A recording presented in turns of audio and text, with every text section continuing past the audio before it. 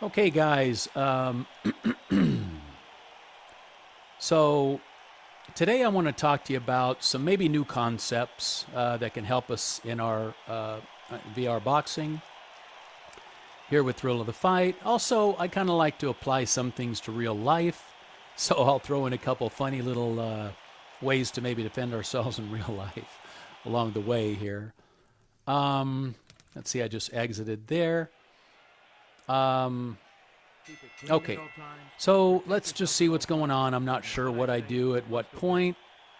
There is a concept that I kind of wanted to share with you guys. I tried a lot of different things. I tried a lot of going in and moving my head to the left or to the right, right? And I found that more times we're looking for efficiency. We're looking for, like, is there a way for us to get a style of maybe boxing in the real world? Let's say we're fighting a boxer in the real world, a guy who's not kicking us, whatever, or even if he is kicking us, like, what would be the best bobbing and weaving kind of technique if we just wanted to pick one, right? If we just wanted to pick one that we could use against idiots, those guys that want to pick a fight and all they really know how to do is swing on you and stuff like that. Well, one thing I've kind of been gathering while I've been doing the boxing, I just got back to it recently, but I've been using it as a nice little workout lately. What I kind of noticed was the very best thing to try is a forward and back in and out, right? A forward and back in and out is really our safest bet. Now, look what I am doing there. Of course, here you're going to see me do all kinds of stuff, right? I'm just playing around, trying different things. But there's one particular thing I do. See what I'm doing right there? So basically, my head goes in. My head goes forward. And then at the last minute, it dips down and rolls back. So it's almost like I put my head in forward the minute his fist pulls back. So think about this for a minute. The minute he punches, right? I try to follow his fist in, and then I try to follow his fist in and immediately go down and back. Immediately dip down and back. And I have found this to be the most efficient bobbing and weaving. So I guess it's more of a bob than a weave, right? And I found that it tends to avoid the most chances of getting punched, right? So you see me here kind of practicing with it, and then I'll get bored and I'll just do other stuff, what have you. But the concept is always only do that when you're following a punch back to his body, right? And so you're basically, and see, I keep trying it. You're basically following it back and not immediately going all the way up there because you don't want to get hit by the other hand, but it's almost like a follow back and then immediate lower your head and come back out. Now, this one technique, this bob, right? This forward, down, and back out. I found that has the least chance. Look what I'm doing here, by the way. I'll talk to you about that in a little bit.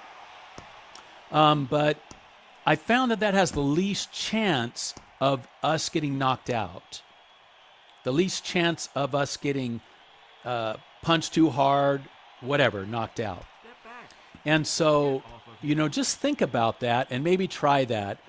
And maybe even in real life, right? I've applied. Now, look, how cool would it be?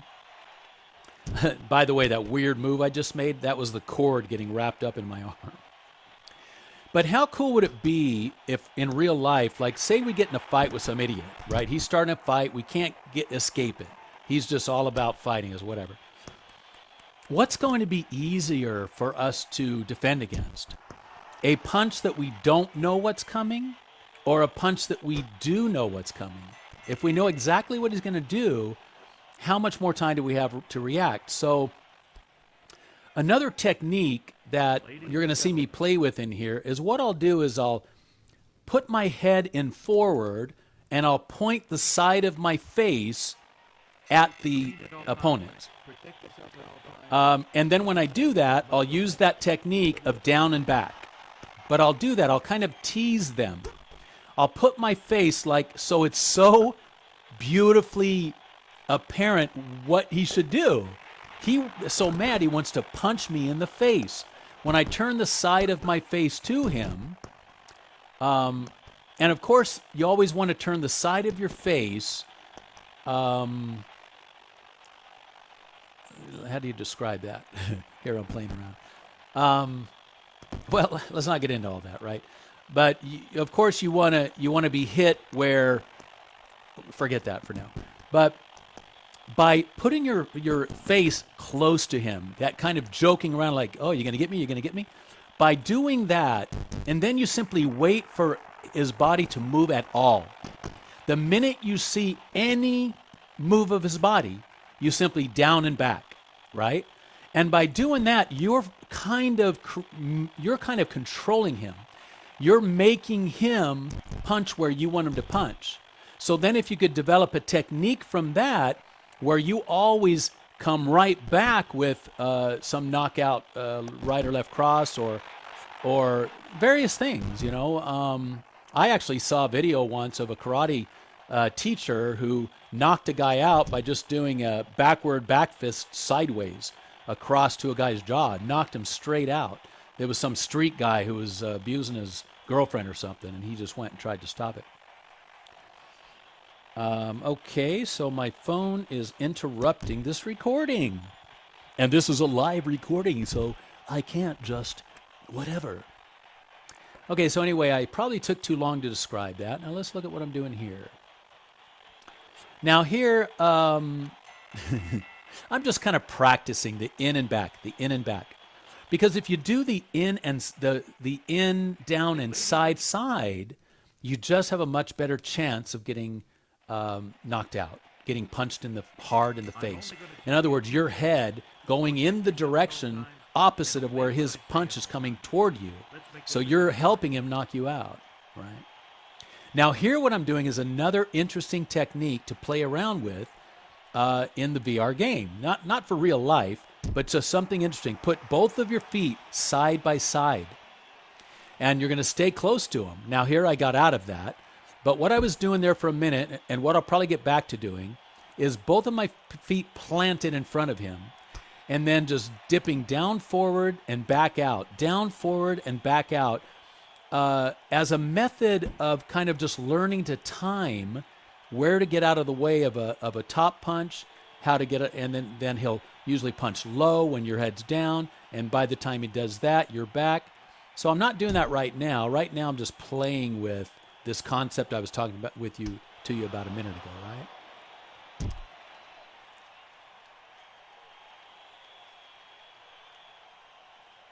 I did a few concepts in this video. Let's hope I didn't talk through them all and not pay attention. Okay, now here what I'm doing. Anytime an opponent, and do this in the real world also, right? Anytime opponent is rushing in on you, right? Including in this game here, go forward, right? There's the most dangerous place to be when a punch is coming is to be right at the level of where the fist is traveling. So we have choice to be back away from that punch or in close to the punch, right? Inside of the punch. Because then just the inside of his arms hitting you, there's no power there. So if someone's rushing you, either get out of the way, right, which is something we do a lot. We'll bob under the right cross and get out of the way. But the other technique is to rush into the person, like dodge the punch by ducking, but then rush into the person and push him backwards. Dodge in and push him backwards, right? And use that technique in this boxing right here, and also think about that in real life. So you're not continually running backwards against someone who's charging. Of course, learning to duck under the punch, get to the side of him, and knock him out is wonderful also, which you'll see in many of my videos. Now here I'm doing that thing I told you where I keep both feet planted in front of him, just to learn to How can I bob and weave if someone is right there in front of me? Now, I think I've changed now. Now I've just gone in and out. But every once in a while I do that to test if I'm close to his body, is it possible for me to bob my head down? Of course, you want to bend your knees more than leaning your head forward, or you get kneed in the face in the real world. But here I am playing with this, right? Trying to just time, right? Now he's punching low. By the time he punches low, I'm out of the way. By the time he punches high, I'm out of the way. And just time this and just see how interesting that could be and how it improves your skills of timing and bobbing and weaving, right? Okay, now I've started moving my legs again. Now here I'm using that technique where I point the side of my head to him to force him to punch the side of my head. So I'm basically controlling his movements. If I have my head close to him, right, and the minute any movement happens in his body, I back away, then I actually can predict that move much faster, right? So sometimes I'll hold my head in close to him and back away at the sign of any movement. And the backing away down and out will basically miss any punch, a high punch, a low punch, whatever, right?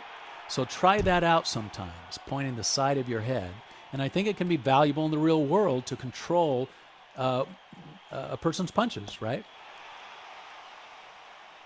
And to just control the timing of it. That's the beauty of it. If your head isn't close to him, and any movement just makes you do that move of down and back, any movement at all, then that's one move that can be used in many, many circumstances. And you control exactly what to do right there. So there we are, just playing a little bit with it. Now, of course, I get bored, and so then now every once in a while, I'll just try this thing where I call it, I touched you. In other words, don't box sometimes.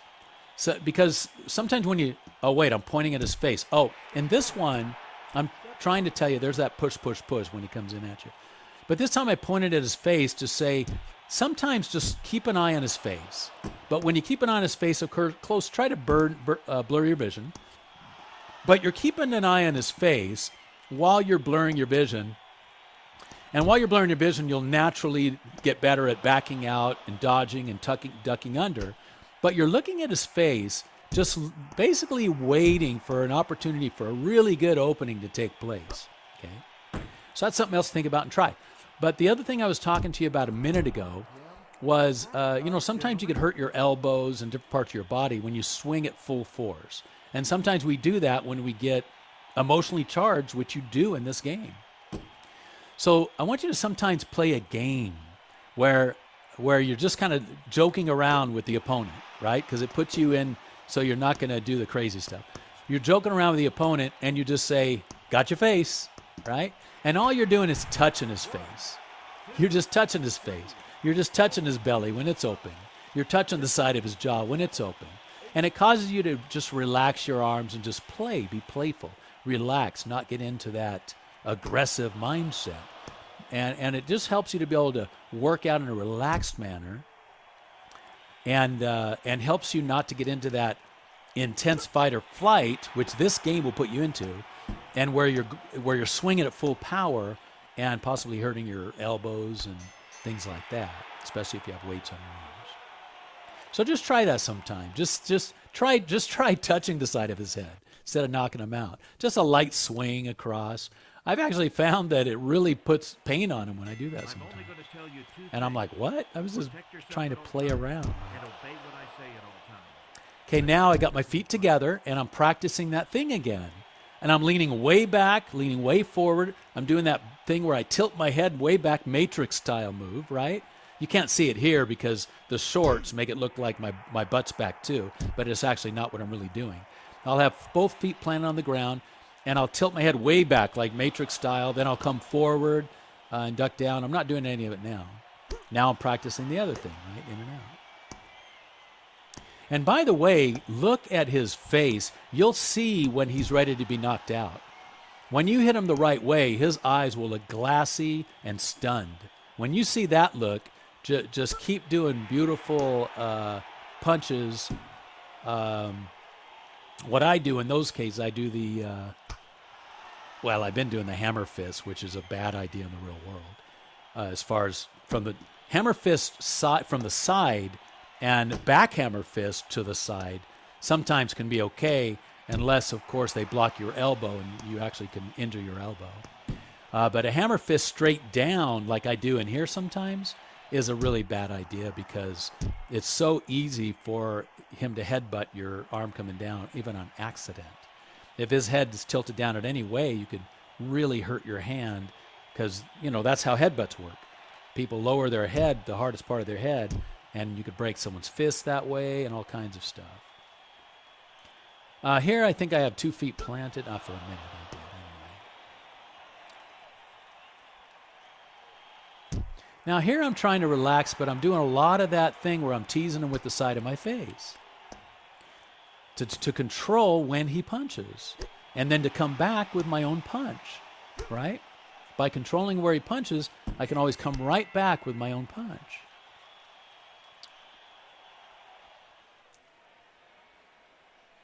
Ladies and gentlemen.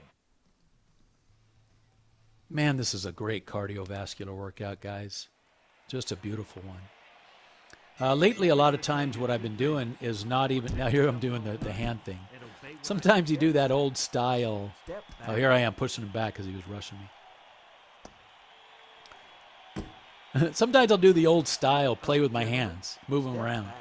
And I find that when I do that, sometimes my hands will naturally block punches that are coming. It's almost like, they used to do a little bit of that way back in the day, and they don't do that much anymore. But it's almost like when you keep your hands moving, right? When you keep your hands moving, it's almost like they're better able to just naturally, once the brain sees the gloves moving and that flow is going, it's like sometimes they'll naturally be able to block a punch that's coming in. It's like natural when the fists are moving and stuff like that. Get off of him. It just kind of happens more naturally. When your gloves are still, then it's like your subconscious doesn't kick in as well. Your subconscious will kick in so much better sometimes when your gloves are moving. So sometimes play with that. It's like put them up, put them up, put them up, and put your hands up. Not what I'm doing now, but what you saw before. A lot of this stuff you see me doing like this, it's just a lazy, just playing around, trying to dodge the different punch. Oh, right now this is something for the real world, right? I'm punching him with the balls. So this is something to practice just to keep in mind to do in the real world. And if you're fighting a boxer, and he's a good boxer, well, don't do what he expects and back out and hit him in the balls. He's not going to expect that. Then talk about real world, right? Defending yourself against someone who's only learned how to box, just some amateur. Because guys that start fights with you, bullies, those guys are almost never really great boxers, really great fighters. To be a really great boxer or fighter, you learn to have self-control. And the bullies out there who just bully people, they're not people who think about things. They're not people who have self-control. They're just bullies. They're not people who have really made a life for themselves, right? And so when you're dealing with them, they're not really going to be these great boxers and stuff like that, even if they practiced a little bit. So I was just showing you there, practice punching them in the balls, right? In the groin, just to train yourself in the real world to fight dirty. If some stupid idiot picked a fight with you and you can't escape it, who cares? Who cares about rules of life? I want to get him in the groin and leave because I don't really want to fight in the first place. I have no interest in fighting. Dude, I'm a lover, not a fighter. Why do I want to fight? How stupid. Stupid bullies that want to play, that want to, I want to go kick your butt, man. You think you're tougher than me, man? You think you're tougher than me? Hey, man. Yeah, I'll kick your butt, man. I mean, come on. Grow up, dude. Grow up. So would I punch someone in the groin? Abso-frickin-lutely. Absolutely. I'd put that piece of crap down. I'll kick him in the groin, too, if I can. Piece of crap like that. Psh, give me a break. All right, let's see what we're playing with here. Here we're just doing that tease with the side of our head. And we notice that tease with the side of our head when we time the in and out right. And remember, it's the forward and backward that's the safest thing to do. Forward, down, and out. Forward, down, and out. And get that down and out going backwards as soon as you can. And that's the safest thing to do from what I've found, so you don't move into a knockout. Forward and back, forward and back. Bobbing, more powerful than weaving, as a general rule. And you notice, even though I'm pulling my head back and showing him the side of my chin, no matter what punch he goes with, I still am able to avoid the punch, as a general rule here. Lady. Now, I found it fascinating posture-wise. If you really want to, really work on your posture, keep your shoulders back, right? And I'm talking about this in real life, right? Keep your shoulders back. Look at how his arms hang behind his hips, right? His arms hang behind his hips. Like, try that right now. Try just standing there and copy what he's doing. Just move your knees back and forth, step back and forth. But look at how his shoulders are so back flat. Like if you put a board behind his back, his shoulders and back would both touch that board, that flat board. And so that's another thing that I found interesting is to work on our posture in life. I notice that the more that I work on kind of pointing my chest upward and outward and holding my shoulders back, not trying to be a tough guy, right? But just as a way of increasing confidence, as a way of having a great posture that people don't want to mess with you and what have you. But like I said, not like, hey man, I'm sticking my chest out. Not like that, but just learning at home to practice, like letting your chest lead you, like letting your chest point to the sky somewhat and getting those shoulders back and to where your hands or your fists or your hands just basically sit behind your waist a little bit, right? Just practice that, because I've also learned that the more that I try to do that, which I always forget about doing that, but when you look in the mirror, you actually look broader. You look broader. And it's like your shoulders look more dominant because there's a broadness that happens to the whole view of you, right? And when you look at the animal kingdom and stuff like that, you'll always hear about when animals are attacking you, try to look bigger, right? Try to look bigger than the animal. Look large, look bigger. The bigger you look, the more the animal is less likely to attack. The more confident you look and stuff like that, the more that the animals are less likely to attack. And guess what? Human beings are... am I going to fight again? Human beings are animals. We all have those same instincts. Likey. Comment. Subscribe now.